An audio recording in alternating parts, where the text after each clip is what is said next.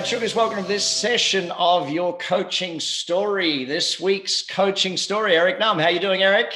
I'm doing well, Brad. How are you? Wonderful, my friend. Wonderful. Now, listen, coaching is just sort of something that came natural as a progression for a lot of people. And we'll get to that part of the story in a minute. But where I love to start this is always, what is it you enjoy about coaching? Or what is it you love about being a business coach and working with people?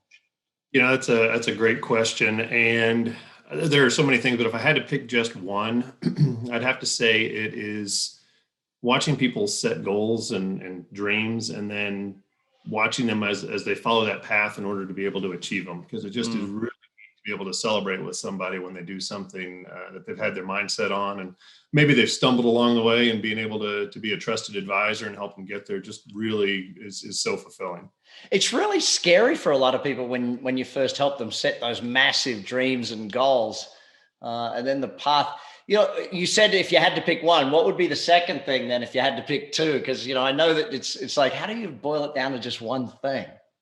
That's another great question. I think the community, the camaraderie that it builds with business owners as well. Bringing them all together for quarterly planning meetings and having them in maybe a group coaching session, and giving them the opportunity to see that they're really not alone, that there are other people who are going through this just like they are, same struggles, same challenges, whether they're a $250,000 a year revenue business or a $25 million a year revenue business. A lot of them have the same problems and challenges. It's always been the case that business ownership can be a very lonely road if you don't find a community to join. That's what I do love about what you're doing, is helping people. I mean, they become friends. Like, business owners struggle to find other business owner friends, I noticed over the years. No, that's very true. And I've done the R&D thing, the rob and duplicate, from a lot of other coaches around the US and around the world. And taking time to put them together at, like at Growth Club, and giving them the opportunity to talk about their challenges and build those relationships has just really, really been neat. And it's been fun to watch them start to build relationships outside of the coaching environment as well. I think a great coach always loves seeing their clients succeed and stuff. But let's go back to what got you to coaching. Let's talk about your career pre-coaching and how that led you to becoming a coach. So take us back. What led you there? Take us through the career progress that led you to coaching. It was kind of a strange route, I guess, to get here. I started off out of college. I went into the U.S. Army and was there for 3.5 years as a Patriot missile officer, and realized after my second deployment that was not how I wanted to spend the rest of my life.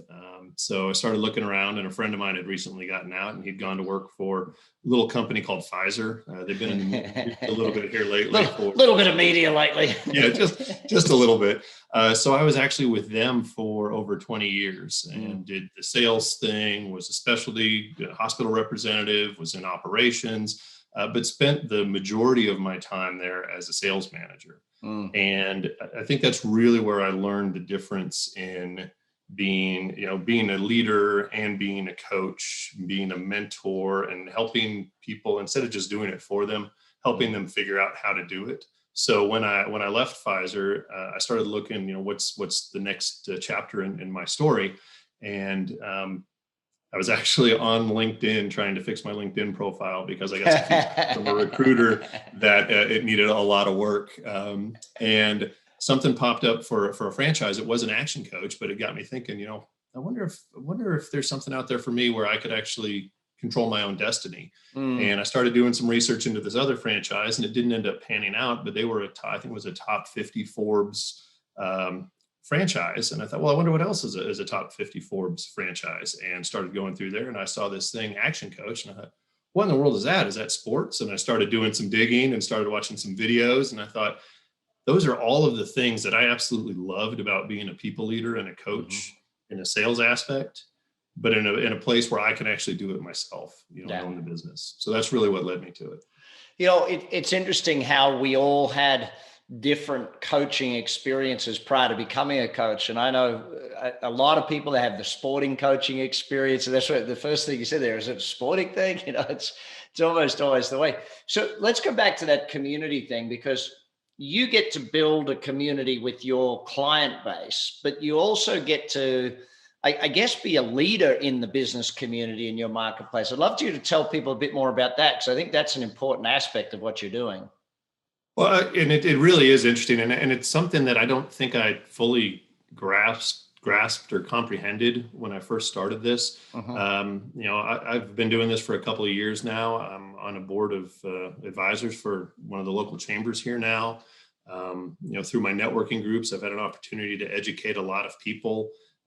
When there are questions posted out on social media about who can help with this, does anybody have an answer to this? It's amazing how often now my name is thrown into that conversation as a trusted resource out there for people who are trying to learn or learn about their business or better it. I think it's really important for people to understand that coaching is leading. I mean, it is really a leadership-based position, and you lead not just the community of clients you have, and not just your own team, but you lead in that business community. And we're really proud of what you're doing with the chamber and helping out there in the marketplace. But on the flip side of that, you're also part of this community, the Action Coach community. And if you give people a bit more of an understanding as to what that means to you as well. Well, that's a great question. I kind of stumble here because of how much it does mean to me. As I was every time I make a decision as to what I'm going to do with my life, I look at the community. I look at the people who are going to surround me, and I want to put people around me who are smarter, better, faster than me, and then use them to learn as much as I possibly can and get out of their way, right? If you're the smartest person in the room, then you're in the wrong room, is the old saying. And even from the beginning, when I started the discovery process, the abundance that I experienced, I talked to Dr. Hartley, I talked to Kevin Simpson, I talked to Arif Boysa. There were a number of people who I reached out to who said, if at any point during this process you need anything, feel free to call me. And I thought, okay, that's pretty nice. But then I actually did turn around and call them back, and they were just as welcoming and wonderful as they were the first time I talked to them. So then fast forward to made it through training, starting to get my wheels going, and COVID hits. And, as a new coach, it was a very eye-opening and terrifying moment. And the abundance from the community was just amazing. They started the weekly calls. We had Kevin Simpson doing a Thursday morning call that was fantastic. And he shared, and he taught, and he coached, and he mentored, and he, gave me a pat on the back when I needed it, and kick in the butt when I needed one as well. Tom Doherty, same way, just absolutely fantastic. Don started, at one point it was daily calls for us to be able to log on to be able to get support from the community, to ask for help. So the abundance that I've experienced, anytime I put something out there, hey, I've got a client who's doing this, does anybody have a resource or a tip or a trick that we can use? There's always a great response. And I've been able to leverage a lot of things by reaching out to people who've already done it and say, do you have a spreadsheet for this? Do you have a presentation for that? And, it's made my life so much easier. Yeah. And I think that, during COVID, we as coaches needed to lead at such a massive level that, for us as an organization, we had to make sure our coaches were strong, as you said, sometimes on a daily basis to just keep our head in the game, because there were times there, and it still is today. Our coaches in India today are still struggling with the massive repercussions of COVID. The UK is just starting to open up, and it's one of those challenges that everyone needs a coach at some point. And the question is, who are you going to turn to when those things happen? And that's where we love that about what you're doing. I just want to get a little bit more into your clients, though. If you to think of, one of your favorite clients, what's one of the favorite stories about coaching? Because I know every coach always has a fun story, and sometimes they're not just fun stories. Sometimes they're like really deep stories about coaching people through negative scenarios. So what's one of your favorite client stories? So the second client I enrolled, first of all, I love the progress that she's made. So she is now my longest standing client. So still with us. And she's achieved a number of her goals years before she had originally planned. She's gone from a 6-figure business to a 7-figure business, just bought a building. I mean, things are just going really, really well. Started with 7 people on the team when we were working together, now up to 19 and continuing to grow, but have a great hiring process to bring, quality people in who she can hand things off to after getting the systems in place. And we actually were at a chamber dinner the other day together, and she and her husband just ended up sitting down with my wife, Christy, and me. And we were talking, and there were two things she said. One, I did some sales training for her and her sales team. And she said, that sales training paid for itself in the first month. And I looked at her and I said, so you're telling me I should have charged you a lot more? And she smiled and nodded. But the other thing she said, which really just kind of swelled my ego, I guess, for a little bit of clarity there, is she said, when I originally enrolled in coaching with you, the investment I was making in that, I was actually going to take out of my own pocket, out of my own salary. She said that never happened. Wow. And I just thought, wow, that's just one of those things that makes you feel good and know that what you're doing is making a difference in people's lives.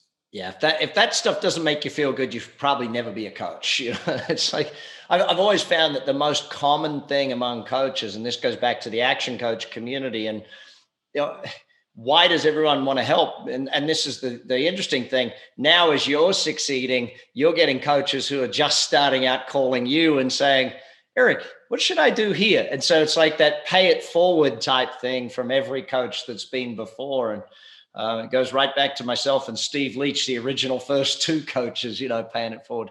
So what's the future look like then? Where do you see the coaching industry or your business coaching in your marketplace? Where do you see it going? And where do you see yourself going? Well, and that's a great question. So I do have a firm. So I totally buy into the building a business that can ultimately work without me. Mm-hmm. I realize that I'll always have to have my fingers in it a little bit, and I want to. But ultimately, the goal is to be able to bring more coaches on and really start the most trusted coaching firm in Northeast Oklahoma. To be able to know that we can help business owners who want to be helped, and that's really the goal here, is to help the local economy by helping business owners build their businesses to a point where they're employing more people. We've got just the abundance mentality. The rising tide raises all buoys. It's amazing how, you look at just that one client from 7 to 19 employees, just that coaching alone has added 11 families getting their income. That must make you feel pretty good. I know it makes me feel great when I see that stuff. Absolutely. It's a great feeling. And, it's nice to have that additional reward, knowing that you've made an impact on somebody and the people who work with them. Yeah. Well, buddy, we're very proud of what you're doing. We love to see all the results you're getting with the clients, and congrats on that. And good luck with all of the rest of the growth, because that's where the fun's going to become. Because people don't realize it sometimes that, you're not just being a coach, you're building your own business at the same time. And so you have two hats to wear. And I guess that makes it both more challenging and more fun. Yeah, absolutely. You talk about in some of your training courses about, get the work, do the work, get the work, do the work, and being on that seesaw and being the only one on it. So I'm actually in the process now of finding some people to start helping. And that's really exciting as well, to be able to start building my own team to be able to go out there and hand some of those things off so I can focus even more on making the impact on my clients and on future clients as well. Brilliant, buddy. Well done. Congratulations. Thanks so much. I appreciate you having me.